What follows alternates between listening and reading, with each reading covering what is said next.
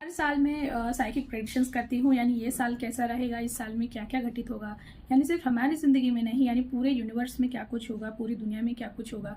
2023 का वीडियो भी मैंने बनाया था, 24 का भी बनाया था, आप चेक कर सकते हैं। बहुत सारी चीज़ें वैसे ही घटित हो रही है, हो चुकी है। अब 2025 के लिए भी आएगा, लेकिन अभी लास्ट वीक में ही मुझे मैसेज डाउनलोड हुए थे। अब वो याद नहीं रहते हैं कि उस टाइम, यानी वो एक फ्लो में आते हैं, याद नहीं रहता हमने क्या बताया है या फिर क्या मैसेजेस आए थे। इसलिए मैं नोट करके मैंने रखा था, आपको पढ़ के बताती हूँ। यानी कुछ हाईलाइट हुए पॉइंट्स जो मैं अभी बता रही हूँ। डिटेल वीडियो तो आएगा ही नए साल के लिए, लेकिन अभी जो मेरे पास आए हैं पॉइंट्स, आप उन्हें ज़रूर नोटिस कीजिएगा और नोट डाउन करके अपने पास में रखिएगा। बहुत सारे जगह पे, अलग अलग जगह पे बॉम्ब स्फोट्स होते मुझे दिखाई दे रहे हैं।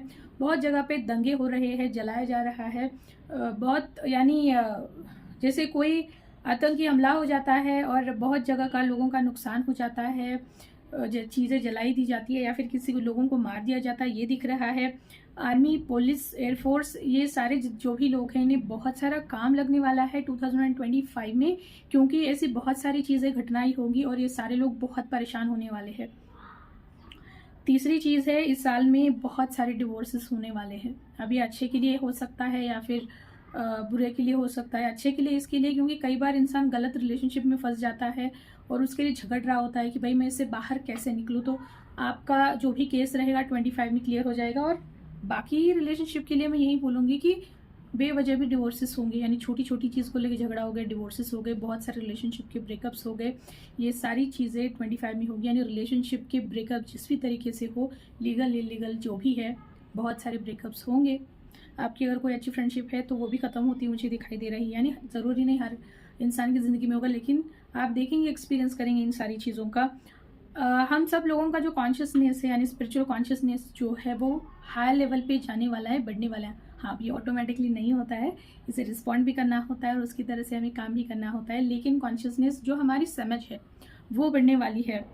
जैसे 2020 में स्पिरिचुअल अवेकनिंग और ट्विन फ्लेम जर्नी का बिगनिंग हुआ हो, ये सारी चीज़ें बहुत बढ़ गई थी। यानी बहुत सारे लोग ऑकट में आ गए या फिर उन्हें पता लग गया बहुत सारी चीज़ों के बारे में, वो काम करना उन्होंने स्टार्ट कर दिया। वैसे ही वापस से 2025 में ये सिचुएशन आ रही है। बहुत सारे लोगों का स्पिरिचुअल अवेकनिंग होगा, ट्विन फ्लेम्स का अवेकनिंग होगा। और ये प्रोसेस आसान नहीं होती है, बहुत सारी डिफिकल्टीज आती है। इस केस में आप लोगों को स्पिरिचुअल गाइड की ही मदद लेनी पड़ती है। नेक्स्ट पॉइंट जो है, मैंने बताया कि ऑकल्ट की तरफ बहुत ज़्यादा लोग बढ़ने वाले हैं। यानी टैरो कार्ड सीख लिया, हीलिंग सीख लिया, एनिमल कम्युनिकेशन सीख लिया, एस्ट्रोलॉजी सीख लिया, या फिर कोई छोटी छोटी साधनाएं स्टार्ट कर दी, या फिर मंत्र जाप शुरू कर दिया, ये सारी चीज़ें होंगी।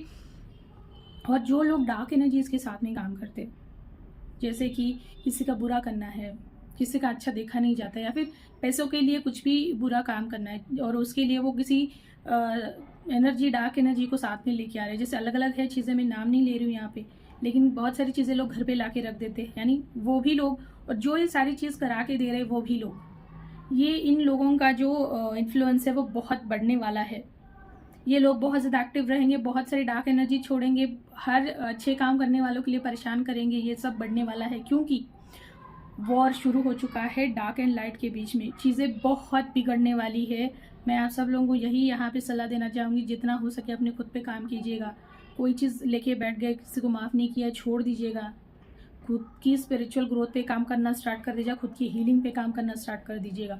क्योंकि जो जो लोग ये सारी चीज़ें सही से करेंगे, वही लोग आगे जाके बच पाएंगे, कुछ कर पाएंगे।